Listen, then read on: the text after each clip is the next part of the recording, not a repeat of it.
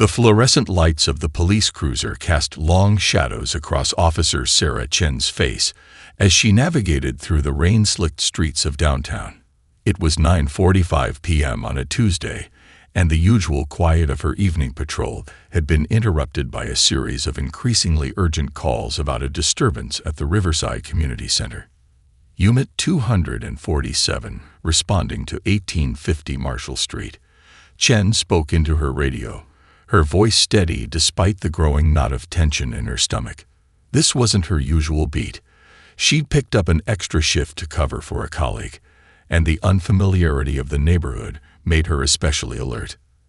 As she approached the community center, the cacophony of raised voices cut through the steady drumming of rain. The parking lot was filled beyond capacity, with cars haphazardly parked on the grass and along the curb. Through the rain-streaked windshield, Chen could make out at least 50 people spilled out from the building's entrance, their animated gestures visible even from a distance. Chen pulled up with her lights flashing but siren off. No need to escalate an already tense situation. She'd been on the force for 3 years, long enough to know that crowds could shift from agitated to aggressive in seconds. The dispatcher had mentioned something about a town hall meeting gone wrong, but details were sparse. Stepping out of her cruiser, Chen was immediately struck by the diversity of the crowd. Senior citizens with handmade signs stood alongside young professionals in rain-soaked business attire. The air was thick with the kind of electricity that only comes from deep-seated community frustration. "The meeting's not over," someone shouted from the crowd. "They can't just shut us down like this. We have a right to be heard," another voice joined in. Chen reached for her radio, calling for backup. "Dispatch, this is Unit 247. I've got approximately 50 individuals outside Riverside Community Center. Situation appears nonviolent but increasingly hostile. Requesting additional units for crowd control." As she waited for acknowledgement, Chen began to piece together the scene. The community center's lights were still on, but security guards stood at the entrance, arms crossed, preventing anyone from re-entering. A woman near the door was gesturing emphatically, trying to reason with both the guards and the crowd. The rain was picking up now, but nobody seemed to notice. Chen caught fragments of conversation about a proposed highway expansion, property values, and environmental impact studies. This wasn't just a noise complaint. This was years of community tension bubbling to the surface. Moving closer to the center of the commotion, Chen raised her voice to be heard over the crowd. "Folks, I need everyone to calm down. It's late, and we've received multiple noise complaints from neighboring residents." A few people turned to look at her, but most remained focused on the woman near the door, who was now making her way through the crowd toward Chen. She wore jeans and a gray MIT sweatshirt, her natural hair slightly damp from the rain, carrying herself with a quiet authority that seemed at odds with the chaos around her. "Officer," the woman began, her voice clear and measured, "I can explain what's happening here." Before Chen could respond, someone from the crowd shouted, "They cut the meeting short. They don't want to hear from us." Chen felt the situation slipping away from her control. More voices joined in, the volume rising again. She could hear distant sirens. Backup was on the way, but right now she needed to establish order. "Step back, Mom," Chen directed at the woman in the sweatshirt, raising her hand in a stopping motion. "Everyone needs to disperse. This meeting is over for tonight." The woman's expression shifted from open to incredulous. "Officer, you don't understand. I'm the one. Whoa. Ma'am, I need you to step back now," Chen repeated more firmly, her hand moving instinctively to her belt. The crowd was pressing closer, phones were coming out to record, and the situation was about to enter dangerous territory. What Chen didn't know, as she faced down the woman in the MIT sweatshirt, was that this moment would soon become a turning point in both their lives, and a viral news story that would spark conversations across the nation. Dr. Monica Washington had spent her entire career breaking down barriers and defying expectations. As the youngest black woman ever elected to the state senate and a former MIT quantum physics professor, she was used to people underestimating her. But tonight, standing in the rain outside the Riverside Community Center, she felt an all-too-familiar frustration rising in her chest. The town hall meeting about the controversial highway expansion project had been going exactly as planned until the center's management abruptly announced they were closing early, citing occupancy concerns. Dr. Washington knew better. The developers behind the highway project had significant influence over the community center's board of directors. "Listen," she tried again with Officer Chen, keeping her voice steady despite the mounting tension. "These people have waited months for this meeting. We were supposed to have another hour of public comment." Chen's posture remained rigid, her hand still hovering near her belt. "Ma'am, I understand you're upset, but this is now an unlawful assembly. Everyone needs to leave the premises." Behind Dr. Washington, the crowd had grown more agitated. She could hear Mrs. Rodriguez, a 68-year-old grandmother whose house was slated for demolition under the highway plan, crying softly. Two teenage brothers, whose family had lived in the neighborhood for 3 generations, were filming everything on their phones. "Officer Chen." Dr. Washington read the name tag, speaking slowly and clearly. "I'm the organizer of this meeting. If you'll allow me 5 minutes, I can help get everyone to disperse peacefully." A flash of skepticism crossed Chen's face. "You're the organizer. Where's your identification? Where's your permit for this gathering?" Dr. Washington reached for her bag, but Chen's hand immediately tightened on her belt. "Keep your hands where I can see them." The crowd gasped collectively. Someone shouted, "That's Senator Washington," but their voice was lost in the general commotion. Rain continued to fall, harder now, but nobody moved. Dr. Washington felt a deep weariness settle over her, even in her casual clothes, even as an elected official, even with 2 doctoral degrees. She was still just another black woman being viewed as a threat. "My identification is in my bag," she said calmly, though her heart was racing. "I'm going to reach for it very slowly." "No sudden movements," Chen warned, her fellow officers now arriving and forming a line behind her. As Dr. Washington carefully retrieved her wallet, she noticed more phones recording the interaction. Tomorrow, this would be all over social media. Another example of the very systemic biases she'd been fighting against in the legislature. "Here," she held out her official state legislature ID, watching as Officer Chen's expression shifted from authoritative to confused, then to horrified recognition. The change was instant and dramatic.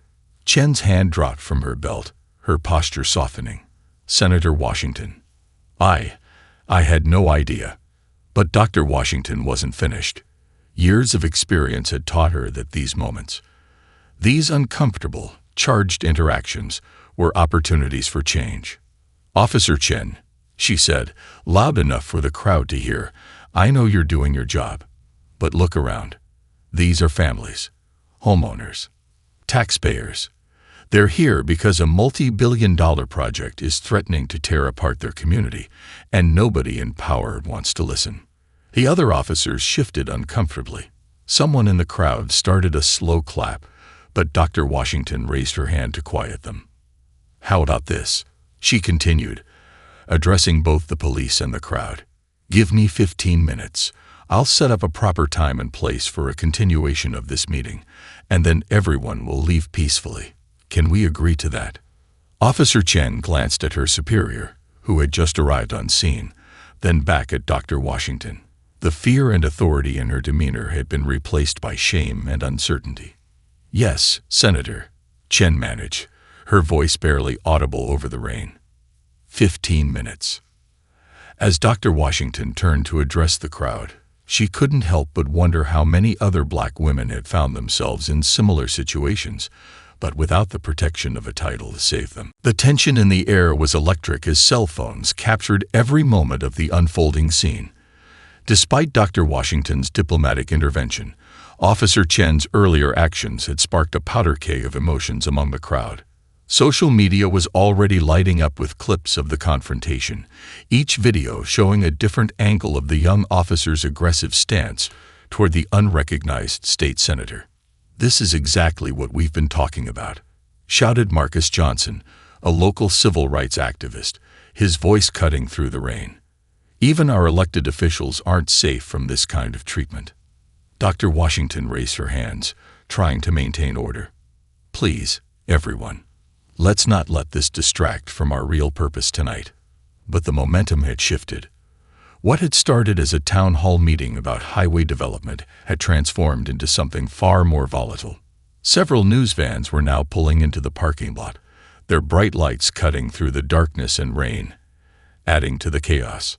Officer Chen stood frozen, her face a mask of professional composure, even as her mind raced with the implications of what had just happened. Her body camera had captured everything: her dismissive tone, her hand on her belt, her automatic assumptions. In the harsh glare of the news cameras, she could feel her career crumbling around her. Senator Washington called out a reporter who had just arrived, thrust a microphone forward. Can you comment on what just happened here? Will you be pressing charges against the officer? More reporters joined in, their questions overlapping. Officer Chen, what made you approach the senator so aggressively? Senator, is this a reflection of systemic issues within the police department? Was this racially motivated? Dr. Washington stepped between Chen and the reporters, her MIT sweatshirt now soaked through. Right now, my concern is for my constituents who came here tonight to have their voices heard about a critical community issue. But the videos were already going viral. Local news stations had picked up the footage, and social media was exploding with hashtags.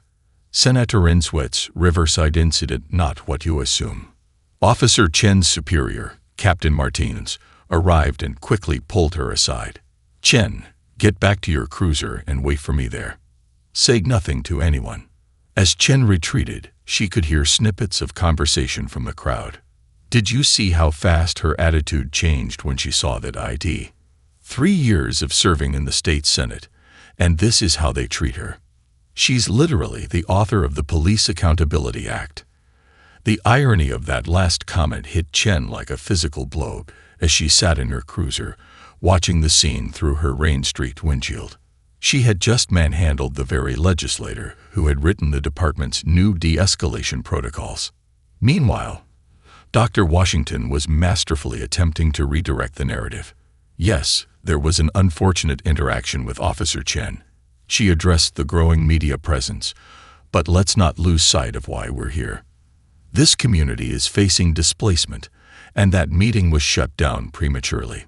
That's the real story. But her words were fighting a losing battle against the more sensational narrative. News chyrons were already reading. State senator profiled outside community meeting, and police confrontation with black senator caught on camera. Inside her cruiser, Chen watched as her phone began buzzing with notifications.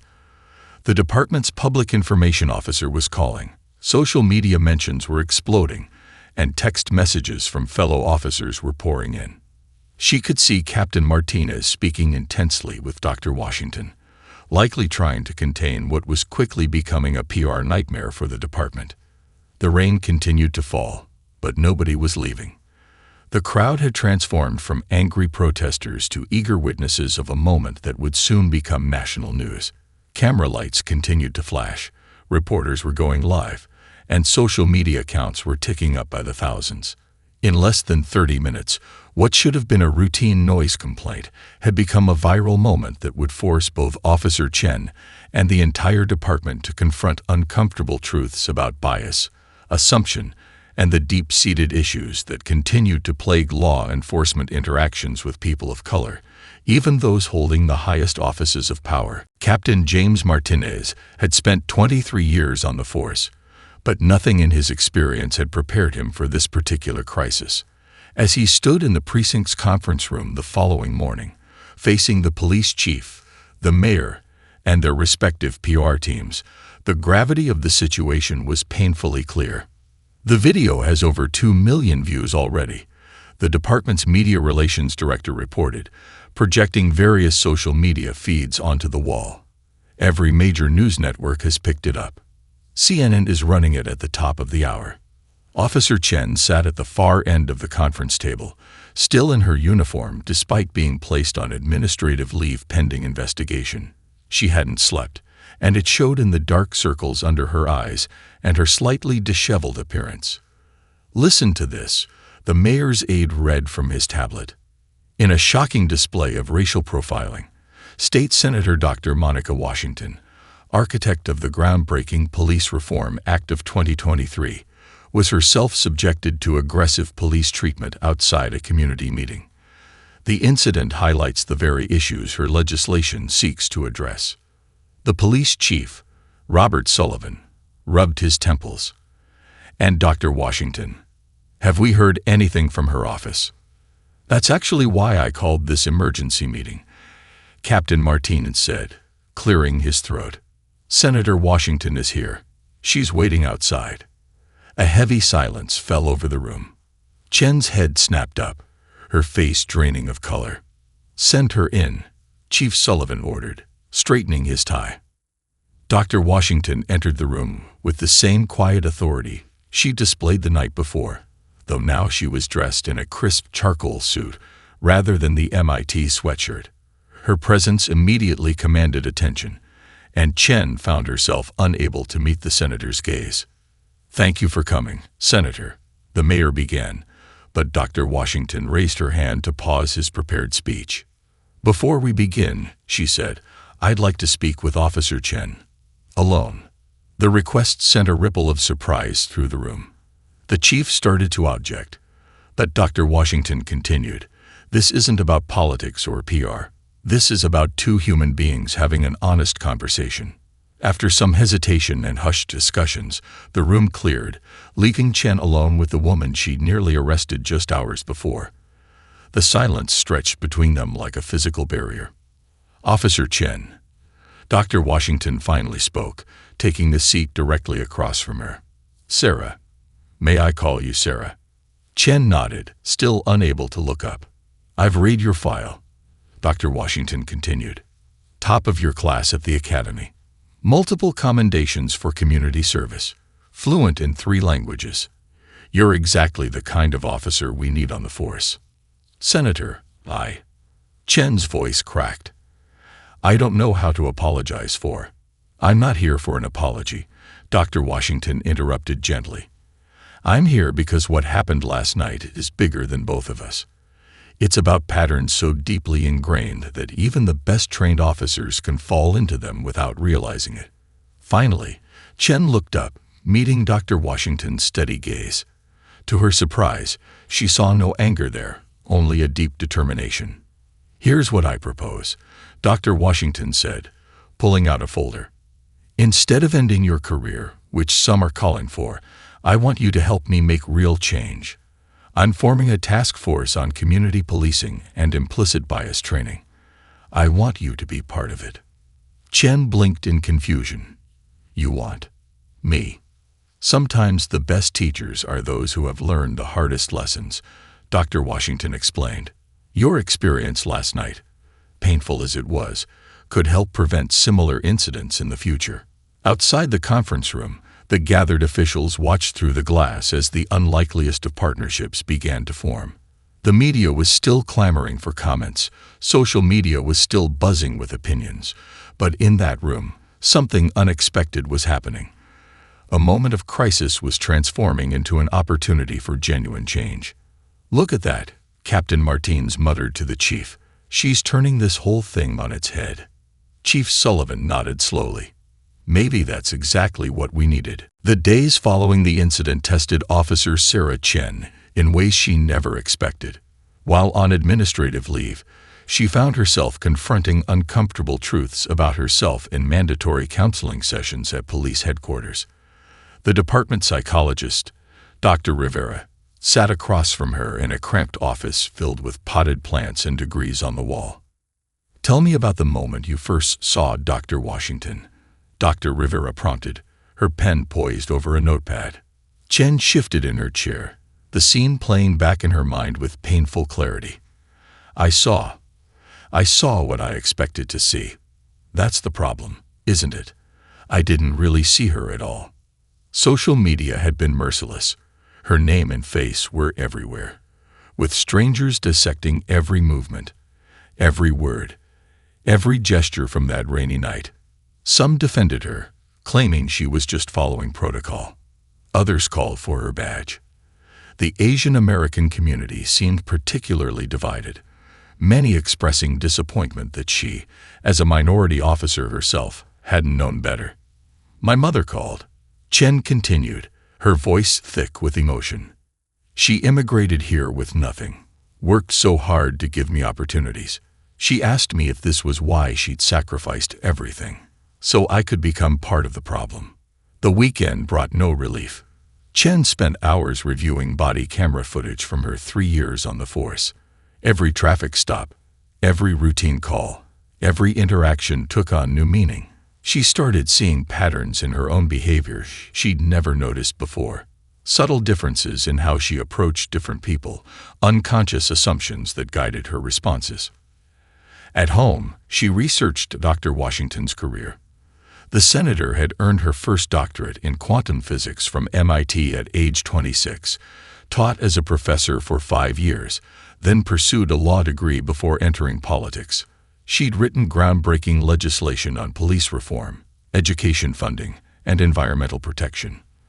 The contrast between this accomplished leader and how Chen had perceived her that night was staggering. "I keep thinking about my training," Chen told Dr. Rivera during their 3rd session. "We had implicit bias workshops, diversity seminars. I aced all the tests. But in that moment in the rain with the crowd, none of that training mattered. I defaulted to something else, something deeper." The department had placed her on desk duty pending the completion of her psychological evaluation and sensitivity training.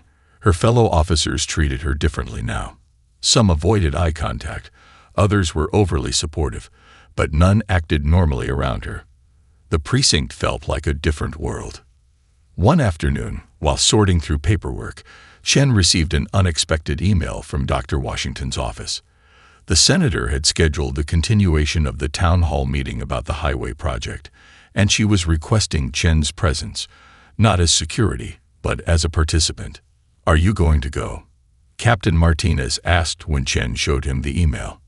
"I don't know," Chen admitted. "Wouldn't it just make things worse?" "Sometimes," Martinez said, leaning against her desk, "the bravest thing we can do is show up and face our mistakes."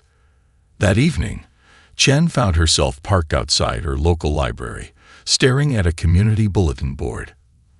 There was a flyer for an upcoming neighborhood watch meeting in her precinct, one she'd normally attend as the assigned officer. The faces in the photo were predominantly Black and Hispanic. She passed this flyer dozens of times before, but now she really saw it, really thought about the community she'd sworn to protect and serve. She pulled out her phone and opened Dr. Washington's email again. With trembling fingers, she typed her response. "Senator, I would be honored to attend. I have a lot to learn, and I'm ready to listen." As she hit send, Chen felt something shift inside her. The shame and defensiveness that had plagued her since that night began to give way to something else. Not acceptance of what she'd done, but acceptance of the opportunity to grow from it. Dr. Rivera's words from their last session echoed in her mind. Real change doesn't come from being perfect. It comes from being brave enough to acknowledge our imperfections and humble enough to learn from them. The Riverside Community Center was packed again, but this time the atmosphere was different. Security guards had been replaced by community volunteers, and the seating arrangement had been carefully planned to encourage dialogue. Officer Chen, dressed in civilian clothes, sat in the middle section, acutely aware of the occasional glances and whispers directed her way. Dr. Washington stood at the podium, commanding the room with quiet authority. She wore a professional blazer over a t-shirt that read "Community First," bridging the gap between her roles as senator and community organizer. "Before we discuss the highway project," Dr. Washington began, "I want to address what happened at our last meeting. Officer Sarah Chen is here tonight, not because she has to be, but because she chose to be." Chen felt her chest tighten as all eyes turned to her. She prepared for this moment, but the reality was overwhelming. "Officer Chen," Dr. Washington continued, "would you join me up here?" The walk to the podium felt like the longest of Chen's life. Each step echoed in the sudden silence of the room. As she reached the front, Dr. Washington gestured for her to take the microphone. Chen's voice cracked. She cleared her throat and started again. I came tonight because hiding from my mistakes won't fix them. That night, I didn't just fail to recognize Senator Washington. I failed to recognize the humanity in front of me. Mrs. Rodriguez, the grandmother from the previous meeting, dabbed at her eyes with a tissue. The two teenage brothers who had filmed the incident sat forward in their seats, phones lowered for once. But I'm not here to make excuses, Chen continued. I'm here because Senator Washington showed me something powerful. She showed me that real change doesn't come from punishment. It comes from education, understanding, and being willing to do the hard work of examining our own biases. Dr. Washington stepped forward then, placing the supportive hand on Chen's shoulder. Officer Chen and I have spent the past week developing a new training program for the department. But more importantly, we've been talking about what community policing should really look like. Together, they unveiled their proposal, a series of monthly forums where officers would meet with community members in casual settings, not as authority figures, but as neighbors. The program would include shared meals, cultural celebrations, and open discussions about difficult topics. We're calling it Breaking Bread, Breaking Barriers, Dr. Washington explained. Officer Chen will be one of our first participants, sharing her own journey of recognition and growth. The presentation continued, with Chen and Dr. Washington tag-teaming the details. They showed slides of similar successful programs from other cities, shared statistics about improved community relations, and outlined their implementation plan. As they spoke, Chen noticed something remarkable happening in the room. The tension that had been present when she arrived began to dissolve. People who had been avoiding eye contact with her started nodding along. A few even smiled encouragingly. During the Q&A session, a young black woman stood up. Officer Chen, what would you say to other officers who might be resistant to this kind of program? Chen thought carefully before responding. I'd tell them that the hardest person to police is yourself. But if we can't examine our own actions and biases honestly, we have no business asking the community to trust us. The woman nodded, satisfied. More hands went up, and the discussion deepened. As the meeting drew to a close, Dr. Washington made one final announcement: the highway project that brought us together that night. It's been temporarily halted pending a new community impact study. Sometimes, out of our greatest challenges come our greatest opportunities for change. Later, as people filed out of the center, several stopped to speak with Chen. Mrs. Rodriguez hugged her. The teenage brothers asked to take a selfie with her and Dr. Washington. Even Marcus Johnson, the civil rights activist who had been so angry that rainy night, shook her hand. This is just the beginning, Dr. Washington said as they watched the last attendees leave. Are you ready for what comes next?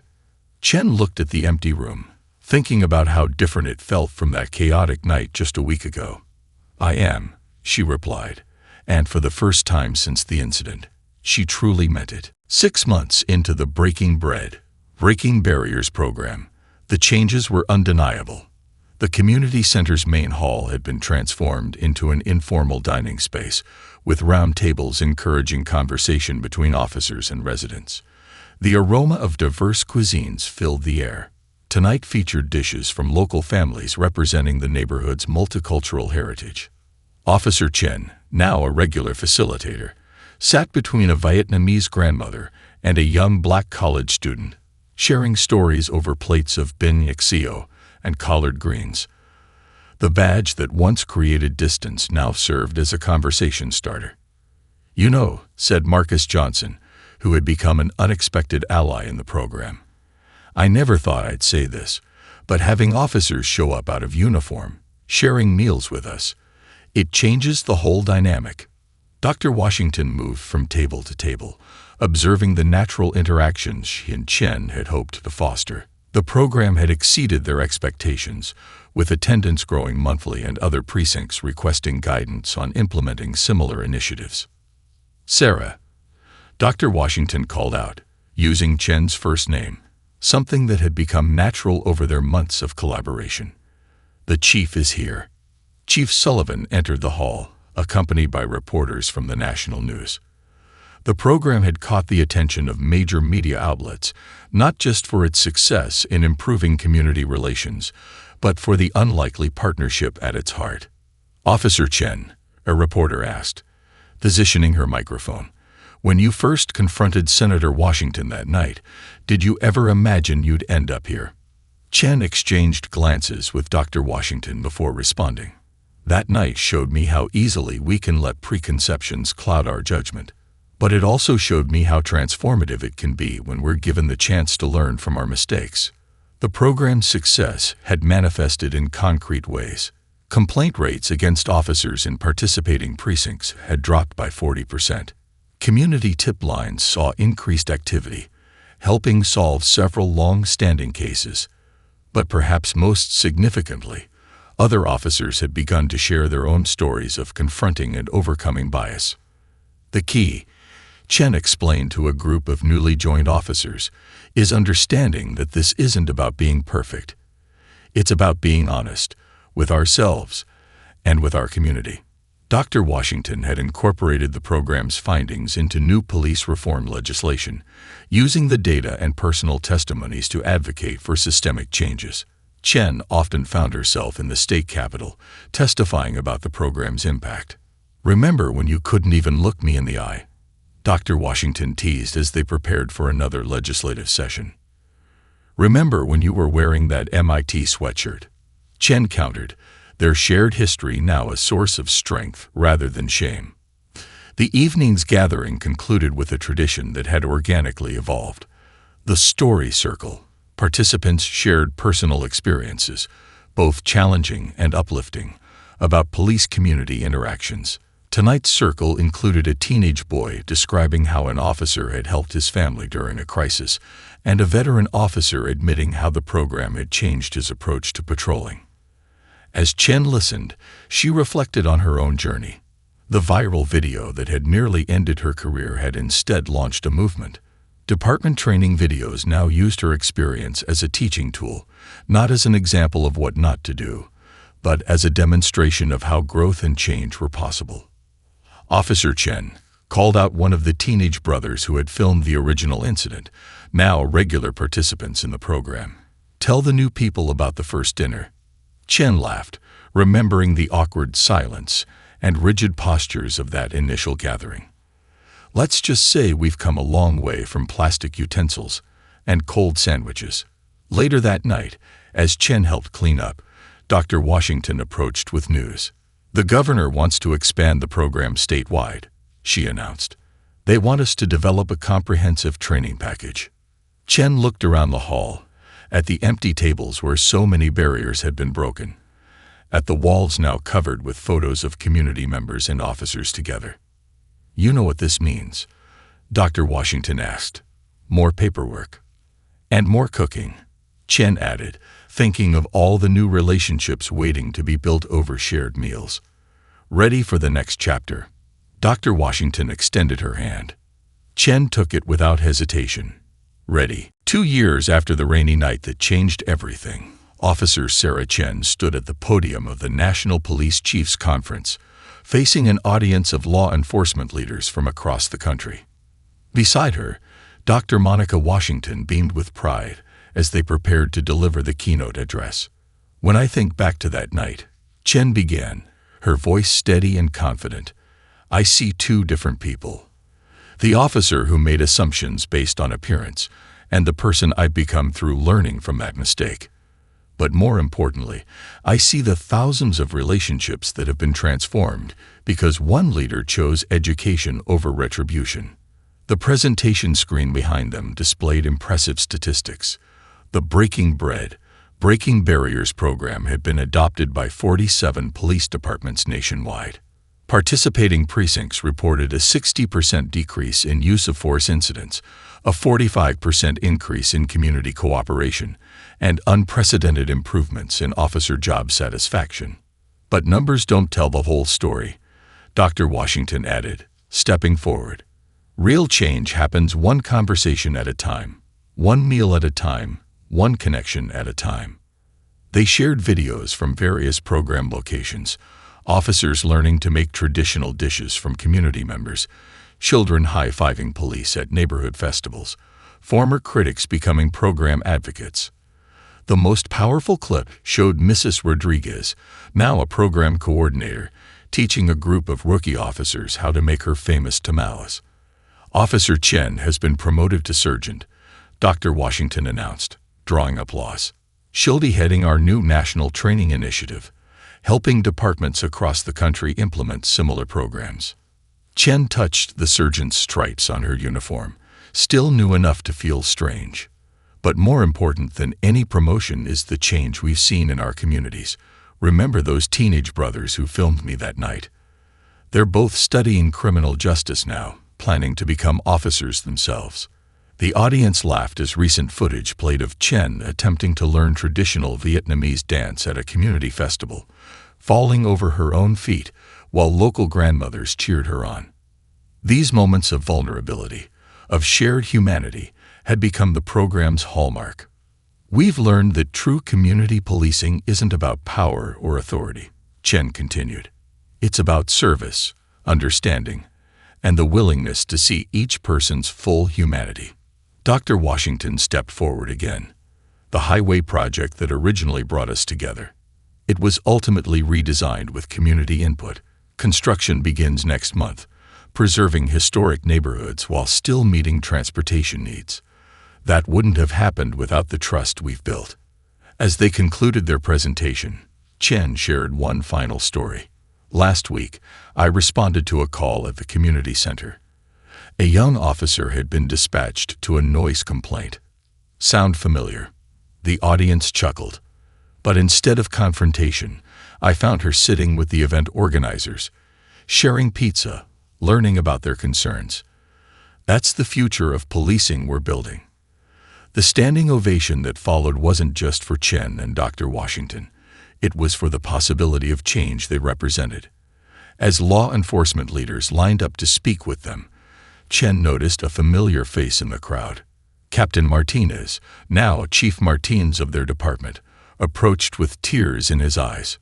"Remember when you sat in that cruiser, thinking your career was over?" he asked. "Look at you now." Later that evening, at a small celebration dinner, Chen and Dr. Washington sat with their original team from the first Breaking Bread gathering.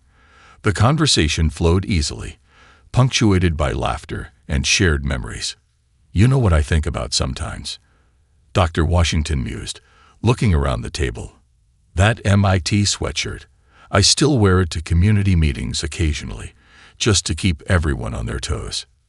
Chen smiled, remembering her own transformation. "And I still keep that viral video on my phone. Not as a reminder of shame, but as proof that our lowest moments don't define us. What we learn from them does." As they raised their glasses in celebration, Chen caught Dr. Washington's eye. In that moment, they both knew that while their story had inspired change across the nation, their work was far from over. There would always be more bridges to build, more barriers to break, more bread to share. But now they had a blueprint for change, built on the foundation of one rainy night when everything went wrong. And then, somehow, everything started to go right.